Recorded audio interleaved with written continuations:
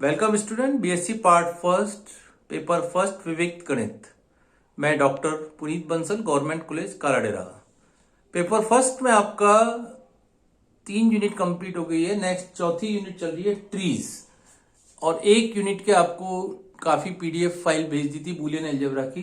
तो लगभग ये लास्ट एक तरह से समझ लीजिए 5वीं यूनिट चल रही है। तो एन शीर्ष पर नेक्स्ट थ्योरम है आपकी ट्रीज में। कुछ थ्योरम आपको पहले करा दी थी। एन शीर्ष पर प्रत्येक वृक्ष में यथार्थ n-1 कोरे होती है। अब ये थ्योरम आपको प्रूव करनी है, तो इसको अपन पहले गणितीय आगमन विधि से सिद्ध करेंगे। कैसे? मान लेते हैं टी एक वृक्ष है जिसमें n शीर्ष है, ठीक है। तो सबसे पहले n बराबर 1 के लिए मान लेते हैं। n बराबर 1 मान का मतलब केवल इसमें एक ही शीर्ष है, अर्थात n1-1 कितना हुआ? 0 कोरे हो गई, क्योंकि वृक्ष में कोई पाश ही नहीं है। अतः प्रमेय n बराबर 1 के लिए सत्य है। फिर क्या करते थे? n बराबर k के लिए उसको सत्य मान लेते थे। माना प्रमेय n बराबर k के लिए शीर्ष वाले वृक्ष के लिए सत्य है, अर्थात उसमें k-1 कोरे होंगी। अब माना t में k+1 के लिए, माना वृक्ष t में k+1 शीर्ष है, क्योंकि वृक्ष t संबंध है। अतः माना t वृक्ष में p कोई पथ है जो महत्तम लंबाई का पथ है। P में कोई परिपथ नहीं हो सकता, क्योंकि वृक्ष में कोई परिपथ नहीं होता, वृक्ष की कंडीशन है। अतः P में केवल एक शीर्ष ऐसा अवश्य होगा जिसकी कोटि 1 है। माना वह शीर्ष V है। यदि शीर्ष V तथा इस पर आपतित कोर को T वृक्ष से हटा दें, निष्कासित कर दें, तो इस प्रकार प्राप्त वृक्ष T स्टार में K शीर्ष होंगे, और K शीर्ष हो गए तो इसका मतलब टी स्टार में k-1 कोर है, क्योंकि ऊपर मान रखा है अपन ने n बराबर k के लिए सत्य मानी है, इसलिए टी स्टार में k शीर्ष है। अतः टी स्टार में यथार्थ k-1 कोर होंगी। अब टी स्टार में शीर्ष v तथा इस पर आपतित कोर को पुनः सम्मिलित कर दें। पुनः सम्मिलित करने पर वृक्ष t में k कोरे होंगी। अतः प्रमेय k+1 शीर्षों के वृक्ष के लिए भी यह सत्य है। अतः गणितीय आगमन विधि से हम कह सकते हैं प्रत्येक n एलिमेंट n के लिए शीर्ष के लिए वृक्ष में n-1 कोरे होती है। तो अब खाली ये लैंग्वेज है, मैं आपको लिखा नहीं रहा, एक बार बोल दिया, एक बार आप इसको इस तरह से देख लीजिए। प्रमेय यहां दी हुई है, देखिए टी एक वृक्ष है जिसमें n शीर्ष है, गणितीय आगमन विधि से सिद्ध करेंगे। n बराबर 1 लिया तो 1-1 कोर यानी 0 हो गया। अतः प्रमेय n बराबर 1 के लिए सत्य है। फिर क्या क्या अपन n बराबर k के लिए इसको सत्य मान लेते हैं। फिर k+1 शीर्ष लिया, क्योंकि टी वृक्ष में p महत्तम लंबाई का पथ है, अतः p में कोई परिपथ नहीं हो सकता। अतः p में एक शीर्ष अवश्य, जिसकी कोटि क्या होगी? 1 होगी। मान लिया वह v है। यदि शीर्ष v तथा इस पर आपतित कोर को t वृक्ष से हटा दें, तो इस प्रकार प्राप्त t स्टार में k शीर्ष होंगे, तथा t स्टार में यथावर्त कितनी कोरे होंगी? k-1 कोरे होंगी, क्योंकि ऊपर दिया हुआ है। अब टी स्टार में पुनः शीर्ष V को पुनः इस पर आपतित कोर को पुनः सम्मिलित कर लें, तो प्राप्त वृक्ष कौन सा होगा? टी में, अर्थात कि k कोरे हो जाएंगी, और अतः प्रमेय k+1 के लिए भी यह सत्य होगी। अतः गणितीय आगमन विधि से कह सकते हैं n एलिमेंट n के लिए किसी वृक्ष में n-1 कोरे होती है। ठीक है, तो इस प्रकार इसका हेडिंग लिख दिया और मैंने वैसे आपको समझा दिया। नेक्स्ट और एक और थ्योरम लिखिए इसी के आधार पे।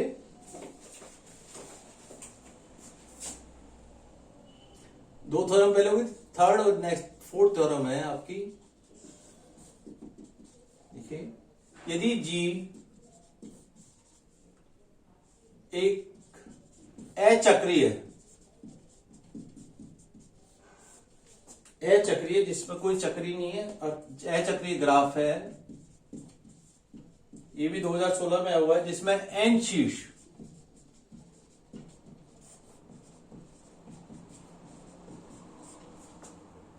तथा k उसके संबंध घटक है। संबंध घटक है तो G में n-k कोरे होती है, यानी k उसके घटक हो गए तो उसमें n-k कोरे होती है। ये आपको प्रूव करना है। देखिए, माना G एक अचक्रीय, माना जी अचक्रीय ग्राफ है जिसमें G1, G2, Gk उसके संबंध घटक है।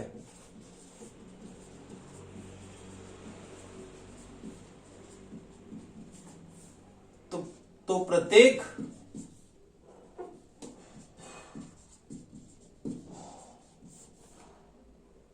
I less than k greater than equal to 1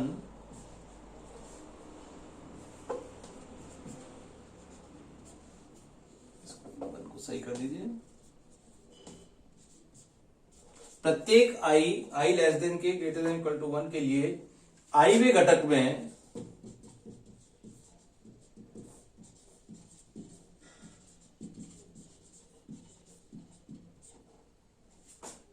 Gi में यहां पे लिख लेते हैं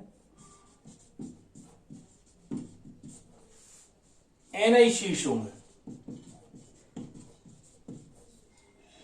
अतः n बराबर हो गया n1 plus n2 plus n3 से लेकर k तक, क्योंकि i की कंडीशन दे रखी है लेस देन या k बराबर है, क्योंकि Gi एक वृक्ष है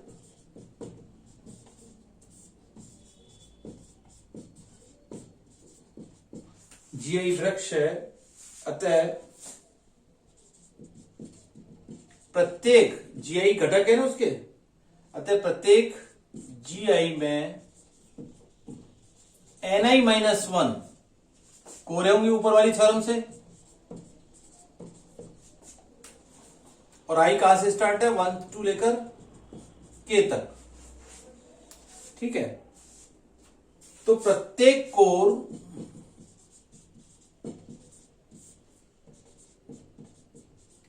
प्रेसेसली एक घटक में, प्रत्येक कोर प्रेसेसली को हिंदी में कहता है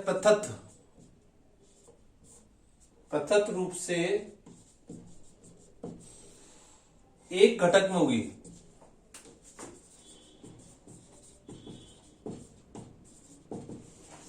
ठीक है। तो G में कोरों की संख्या,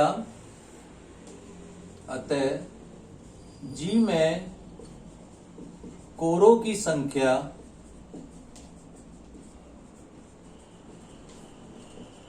n1 minus 1 plus n2 minus 1 और लास्ट में आ गया nk माइनस 1, अर्थात क्या हुआ n1 plus n2 plus nk क्या बन गया nk प्लस माइनस 1 कहां तक आ गया k बार तक ni माइनस k, इस तरह से आ गया ni माइनस का k का मान, और n1 प्लस n2 nk क्या बन गया n बन गया था, ऊपर लिखा है ना फर्स्ट में n बराबर। तो इस तरह से आपको थ्योरम प्रूव करनी है कि n माइनस k कोर होंगी यदि उसमें kth घटक है तो। नेक्स्ट इसी पे आधार पे पहले डेफिनेशन रहेगी निलंबी शीर्ष, देखिए नेक्स्ट।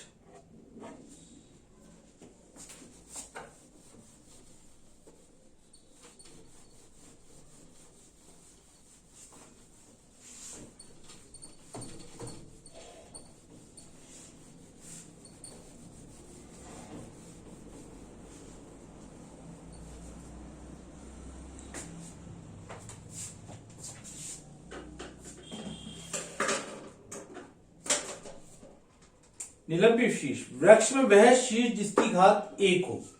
जैसे वृक्ष में आपको एक तो बताया था ये भी एक वृक्ष है और ये भी एक वृक्ष है, तो कितने निलंबी शीर्ष है इसमें 2,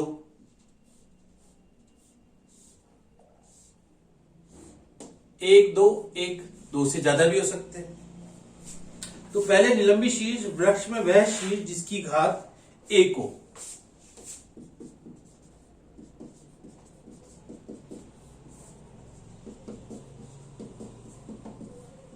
वृक्ष में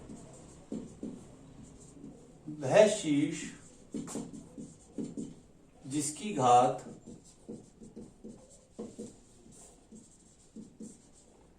एक हो उसे निलंबी शीर्ष या अंतिम नोड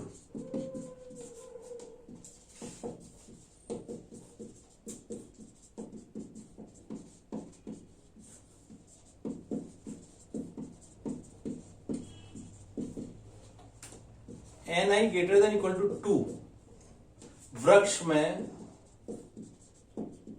कम से कम एक तो है ही, जैसे देखिए कम से कम एक से ज्यादा भी हो सकते हैं। वृक्ष ni ग्रेटर देन वृक्ष में कम से कम दो निलंबी शीर्ष, एक और एक दो।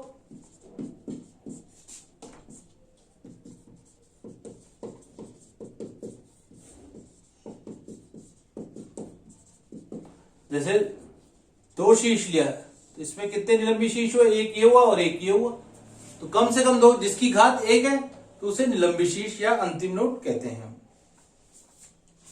अब वृक्ष में निलंबी शीर्ष कितने हो सकते हैं, जैसे अपन ने दो तीन डायग्राम, एक तो ये किया था, एक ये भी किया था, याद हो तो।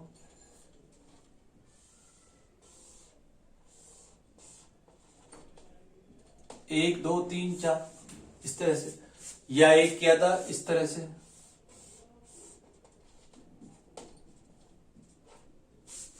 तो ये वृक्ष है आपका। अब कंडीशन है, जैसे ये तीन चार डायग्राम आपने देखे वृक्ष के, इसमें प्रत्येक वृक्ष में देख रहे हो कि प्रत्येक वृक्ष में कुछ ना कुछ निलंबी शीर्ष है। ठीक है, इसको छोड़ दीजिए, ये तो एक से कम है, इसमें दो निलंबी शीर्ष है, इसमें एक दो तीन है, इसमें एक दो जिसकी घात एक हो, ये ध्यान रखना है। इसमें दो ही निलंबी शीर्ष है, इसमें भी आपके दो है, इसमें एक तीन आ रहे हैं, तीन से ज्यादा भी हो सकते हैं। तो अपन यही कहेंगे कि n greater than equal to 2 के लिए शीर्ष वाले प्रत्येक वृक्ष में कम से कम n-1 कोरे होती थी, ये अपन पहले ही प्रूव कर चुके हैं। अतः n शीर्ष में 2n-1 अर्थात 2n-2 कोटियों का विभाजन होना चाहिए। क्योंकि वृक्ष एक संबंध ग्राफ है, इसलिए किसी भी शीर्ष की कोटि शून्य नहीं है। अतः एक कोटि के कम से कम दो शीर्ष होने चाहिए, इसलिए अपन कह सकते हैं प्रत्येक वृक्ष में कम से कम दो निलंबी शीर्ष होते हैं। तो ये छोटी सी एक थ्योरम के रूप में भी आ सकता है कि सिद्ध कीजिए कि निलंबी शीर्ष की डेफिनेशन लीजिए और सिद्ध कीजिए कम से कम दो निलंबी शीर्ष होते हैं। तो इस आधार पर अपन कह सकते हैं। इसको मिटाना नहीं है।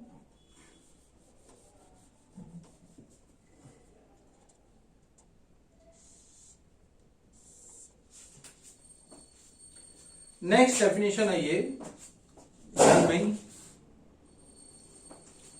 दो शीर्षों के मध्य दूरी, निलंबी शीर्ष के बाद ही है नेक्स्ट। पहले तीनों डेफिनेशन लिखिए, फिर एक एग्जांपल उसी के आधार पे।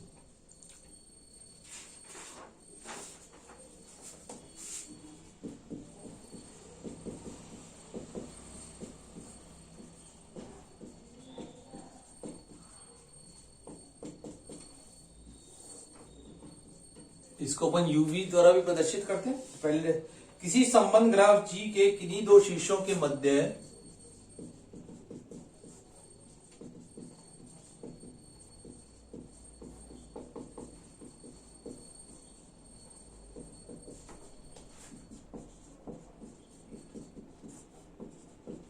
किन्हीं दो शीर्षों के मध्य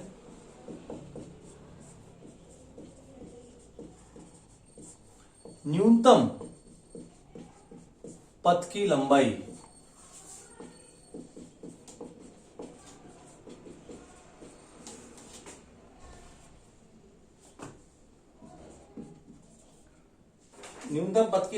को शीर्ष U तथा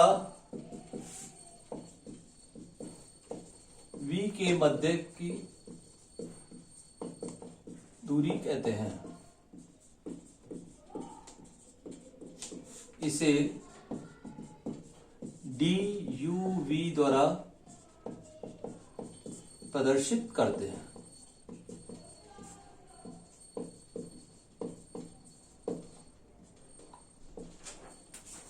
ठीक है, नेक्स्ट लिखिए शीर्षों की उत्केंद्रता। पहले तीनों डेफिनेशन लिख लीजिए। एसेंट्रिसिटी,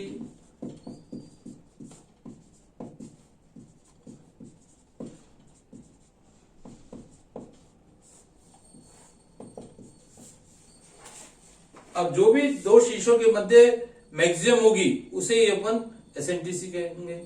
ग्राफ G बराबर बीई में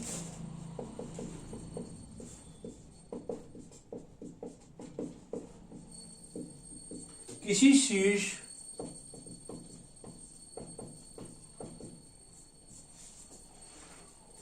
V से अधिकतम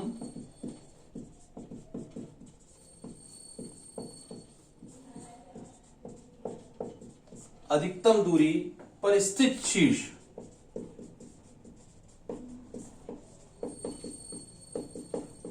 Vi एलिमेंट ऑफ V की दूरी को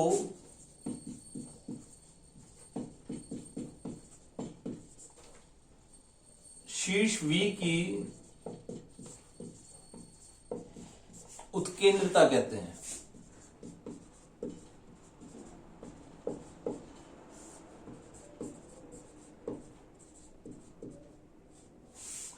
अर्थात एसेंट्रिसिटी बराबर लिखिए, इसको अपन कैपिटल ई से डिनोट करते हैं। ईवी बराबर हो गया maximum D V V I. V I element होना चाहिए V का, तो शीर्ष V की वो उत्केंद्रता कहलाएगा। नेक्स्ट लिखिए ग्राफ का केंद्र। पहले तीनों डेफिनेशन लिखिए, आपको बताया।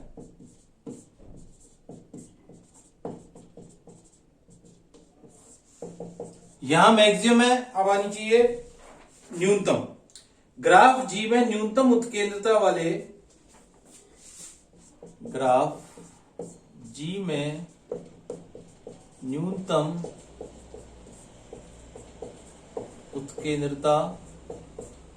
वाले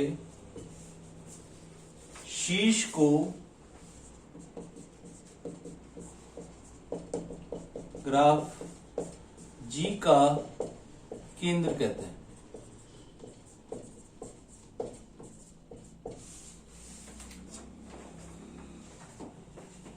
तो इस तरह से पहले तीनों ही डेफिनेशन ली। अब एक एग्जांपल करते हैं और उससे आपको क्लियर हो जाएगा कैसे आपको डिस्टेंस निकालनी।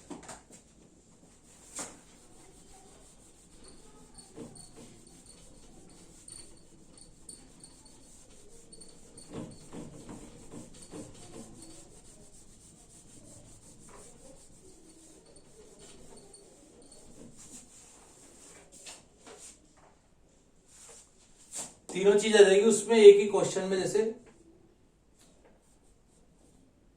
पहले क्वेश्चन डायग्राम बना लेते हैं।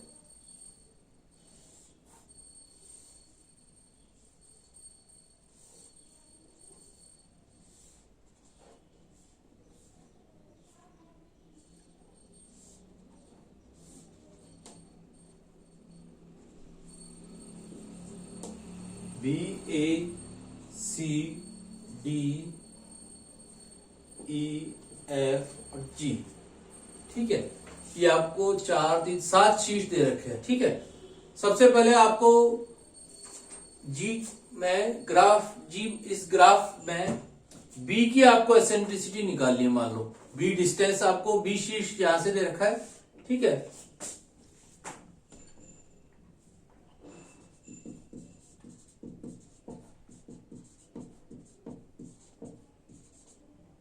FG। अब B से डिस्टेंस निकालते हैं, ये आपको सीधे रखा है। तो सबसे पहले B के डिस्टेंस निकालिए। BA कितनी हुई 1, DBC 1 और 1 2, ठीक है। DBF निकालो पहले। DBC DBE 1 2 3, DBF 1 2 3 4, G 1 2 3 4, इसी प्रकार DBG 1 2 3 और 1 हो गया 4। पथ की लंबाई जोड़ते जा रहे अपन जितने भी है। किन्हीं भी दो शीशों के मध्य दूरी निकाले। BA जैसे 1 आ रही है, अब रह गया DBD 1 2 3। अब अपने B शीर्ष से सभी शीर्षों के मध्य की दूरी को निकाल दिया। अब उत्केंद्रता जैसे B की निकालनी है, तो B की यहां क्वेश्चन में लिखिए B से अन्य शीर्ष की दूरी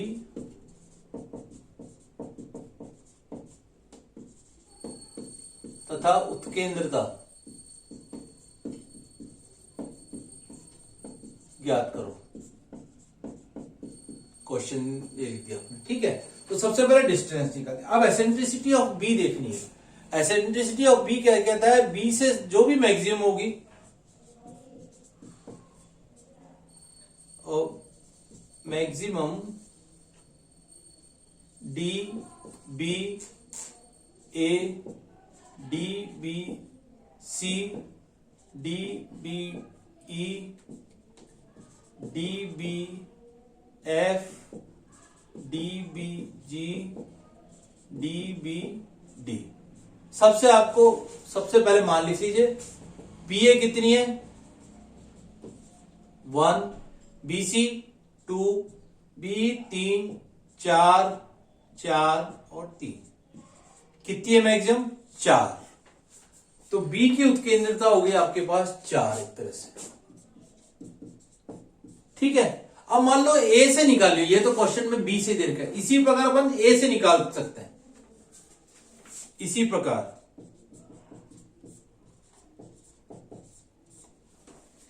ए से आपको निकालनी, मान लो अभी मैं डायरेक्ट लिख रहा हूं, पहले क्या करोगे आप, A B A C A E A F A G A D सारी डिस्टेंस निकालोगे।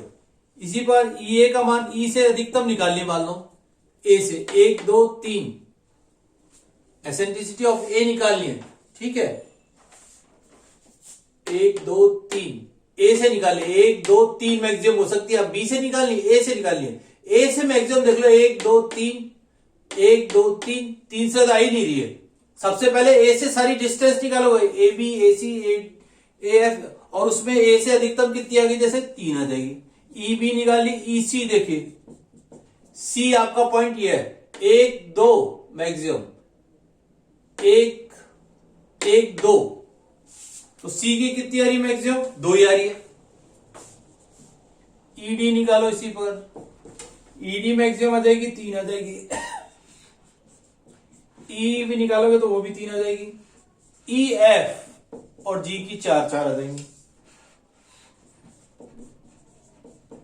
इस प्रकार अपन सबकी अलग अलग निकाल सकते हैं, अधिकतम देखिए। अब ग्राफ का केंद्र भी देखना है, मान लो, ठीक है।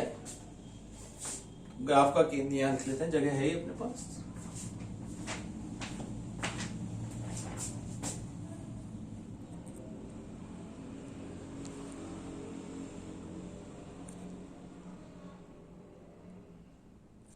ग्राफ का केंद्र देखिए, इसी क्वेश्चन के लिए अपन निकाल देते हैं केंद्र। हेडिंग डाल लो। पहले एसेंट्रिसिटी ई ए देख ली, सबकी लिख ली वापस से, ई ए ई बी ई सी आपके पास ये लिखी हुई है, मान लो, ठीक है। अब ग्राफ का केंद्र क्या है, जो मिनिमम है, minimum of E V I,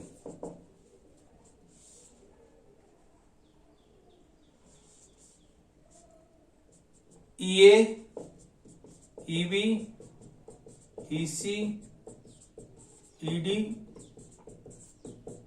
ई और ई एफ और एक ई जी भी आ गया, ठीक है। इन सब में मिनिमम लेनी है। ई ए कितनी आ रही है आपके पास, देखो 3, ई बी ऊपर निकालिए 4, ई सी 2, ई डी 3 3 4 4, मिनिमम कितनी आ रही है आपकी 2। अतः ग्राफ का केंद्र कौन सा हुआ, सी। अतः